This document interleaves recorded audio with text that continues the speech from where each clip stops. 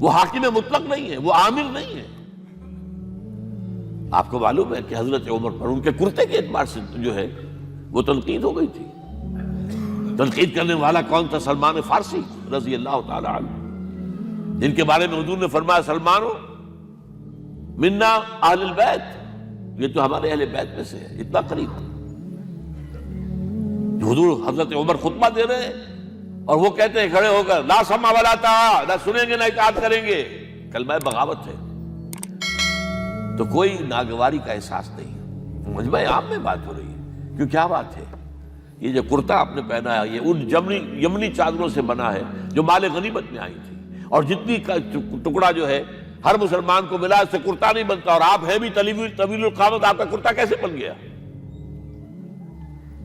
فرماتے ہیں عبداللہ سے، اپنے بیٹے سے، عبداللہ ابن عمر رضی اللہ تعالیٰ عنہ، عبداللہ تم وضاحت کر دو۔ وہ کھڑے ہو کے کہتے ہیں نہ میرا کرتا بن رہا تھا نہ ابا جان کا، میں نے اپنے حصے کا کپڑا ابا جان کو دیا ہے، اس سے یہ کرتا بنا۔ الآن نسمع ونطیع، بس اب اس کے بعد آپ فرمائیے، آپ جو کہیں گے سنیں گے اور اطاعت کریں گے۔ یہ متوازن نظام، نہ ڈکٹیٹریت ہے کہ کوئی بول نہیں سکتا، تم اور حاکم وقت پر تنقید کر رہے ہو اور بربرا کر رہے ہو۔ ایک عورت پکڑ لیتی ہے حضرت عمر کو رضی اللہ تعالیٰ عنہ۔ حضرت عمر نے آرڈیننس نافذ کر دیا تھا کہ اتنے سے زیادہ، اتنی رقم سے زیادہ مہر نہیں رکھا جا سکتا۔ کہ عمر تم کون ہوتے ہو ہمارے حق کے اوپر پابندی لگانے والے؟ جب قرآن میں ہے وَآتَيْتُمْ إِحْدَاهُنَّ قِنْطَارًا، چاہے تم نے اپنی کسی بیوی کو ڈھیروں سونا دیا ہو تب بھی طلاق کی شکل میں واپس نہیں دے سکتے۔ قنطار کہہ رہا ہے، آپ کون ہیں روکنے والے؟ اور حضرت عمر فرماتے ہیں آج ایک عورت نے عمر کو دین سکھایا، آرڈیننس واپس۔ اسی طریقے کا معاملہ حضرت عمر کا یہ اجتہاد تھا کہ یہ جو زمینیں اتنی بڑی بڑی جو ہے، سواد، عراق، ایران، مصر، سب فتح ہو گئے، چند ہزار صحابہ۔ اب مطالبہ یہ تھا کہ یہ مال غنیمت ہے، ہمارے اندر تقسیم کر دیجیے۔ جیسے حضور نے غزوہ خیبر میں جو زمینیں تھیں یہودیوں کی وہ مجاہدین میں تقسیم کر دی تھی، دلیل موجود، دلیل بھی سنت رسول سے ہے صلی اللہ علیہ وسلم۔ حضرت عمر کی حکمت کچھ اور کہہ رہی ہے۔ یہ بات تو میں اپنے انداز سے کہہ رہا ہوں کہ اگر ایسا ہو گیا تو تاریخ انسانی کی سب سے بڑی جاگیرداری قائم ہو جائے گی، کتنے بڑے بڑے رقبے جو ہے صحابہ کو مل جائے گا۔ لیکن انہوں نے جو بات بیان کی وہ یہ تھی اگر یہ سارا تقسیم ہو گیا تو بعد میں آنے والوں کے لیے کیا رہے گا، اور جو فوجیں اب ہمیں پورے نظام کے لیے رکھنی پڑے گی ان کو کون سپورٹ کرے گا، ان کے لیے کہاں سے خرچہ آئے گا؟ تو انہوں نے طے کیا کہ یہ مال جو ہے مال فے ہے، یہ بیت المال کا ہے۔ جو مال غنیمت ہے وہ صرف وہ ہوگا جو عین محاذ پر حاصل ہوا ہے، ہتھیار ہیں یا بھیڑیں بکریاں ہیں یا اور جانور ہیں، یا وہاں پر جو پکڑے جائیں گے قیدی وہ غلام ہوں گے، وہاں پر اگر عورتیں ہوں گی پکڑی جائیں گی، کنیزیں ہوں گی۔ یہ نہیں کہ پورے ملک جو ہے وہ غلام بنا دیے جائیں اور پورے ملک کی جو زمینیں تقسیم کر دی جائیں۔ بعض صحابہ کھڑے ہو گئے نہیں، اب حضرت عمر نے ٹریبونل قائم کیا ہے، 5 صحابہ اوس میں سے 5 خزرج میں سے بیٹھ جائیے، وہاں اپنا بھی وہ پیش کیا نقطہ نظر، باقی انہوں نے بھی کیا۔ وہ ٹریبونل نے فیصلہ کیا کہ عمر کی رائے صحیح ہے رضی اللہ تعالیٰ۔ یہ نظام سید القوم خادمہم، یہ اگر کوئی کہتا، اگر یہ مثالیں نہ ہوتی تو کہتے کیا تمہارا دماغ خراب ہوا ہے، یہ شاعری تو تم نے اچھی کر دی ہے، سید القوم خادمہم کبھی ہوا ہے؟ لیکن عمر نے بن کے دکھایا ہے۔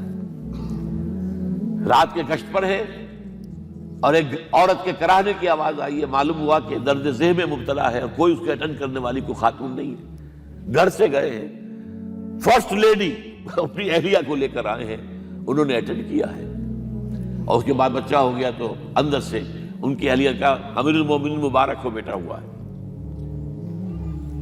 ایک اور دفعہ اسی طریقے سے گشت پر تھے، ایک گھر میں سے بچوں کے رونے کی آواز آئی، معلوم کیا کہ ایک خاتون ہے اور بچے ہیں، کھانے کو کچھ ہے نہیں۔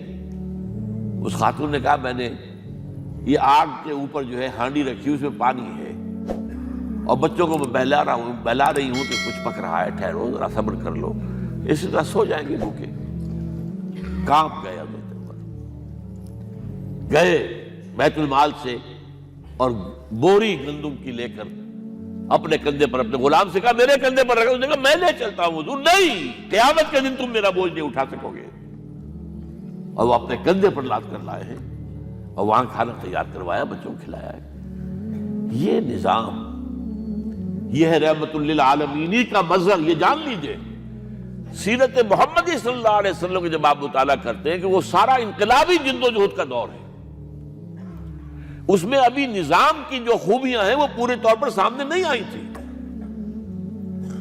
ابو بکر صدیق رضی اللہ تعالیٰ عنہ کا دور خلافت جو ہے وہ بھی کاؤنٹر ریولوشنری موومنٹس کو ختم کرنے میں صرف ہو گیا ہے، جسے انگریزی میں کہتے ہیں للی ان بلوم.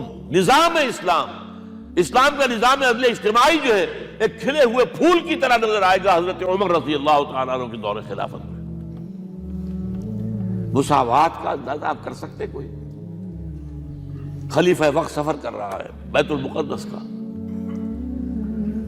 کتنے کئی سو میل، میرے کم سے کم 500 میل تو ہوگا مدینے سے بیت المقدس. ایک اونٹنی ہے، ایک خادم ساتھ ہے، اسی اونٹنی کے اوپر راشن بھی ہے راستے کا، لہذا ایک وقت میں ایک آدمی سوار ہو سکتا ہے، دو نہیں. ایک منزل خلیفہ اوپر بیٹھے ہیں اور خادم آگے چل رہا ہے نکیل پکڑ کر. ایک اگلی منزل میں خادم اوپر بیٹھا ہے اور خلیفہ آگے جو ہے نکیل پکڑ کر چل رہے ہیں. جب آخری منزل آئی تو وہ خادم کی باری تھی اوپر بیٹھنے کی. اس نے ہاتھ جوڑ دیے کہ خدا کے لیے لوگ کیا کہیں گے، مجھے کہیں گے تمہاری یہ جرت.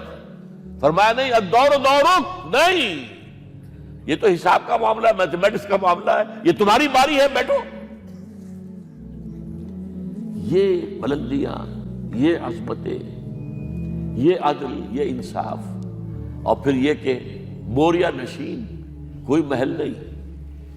ایک آیا ایرانی مدینے میں چکر لگایا، کوئی انہیں محل نظر نہیں آیا. اسے پوچھا ہے اینا ملککم، تمہارا بادشاہ کہاں ہے؟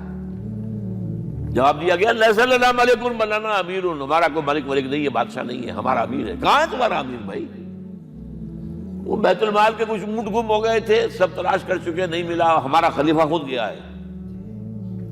کسی کو ساتھ لے کر گیا ہوگا آئیڈینٹیفیکیشن کے لیے، تو دیکھا دوپہر ہو گئی تھی، دھوپ تیز ہو گئی تھی. حضرت عمر اپنے درے کو اپنے گردن کے نیچے رکھ کر ایک درخت کی چھاؤں میں آرام کر رہے تھے. نہ کوئی باڈی گارڈ ہے، نہ کوئی محافظ ہے.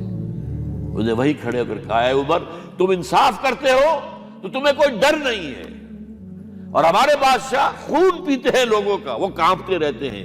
انہیں اونچی اونچی فصیلیں چاہیے، بڑے بڑے فوجی چاہیے، انہیں تو بہت اسکواڈز چاہیے کہ جو ان کی حفاظت کرے.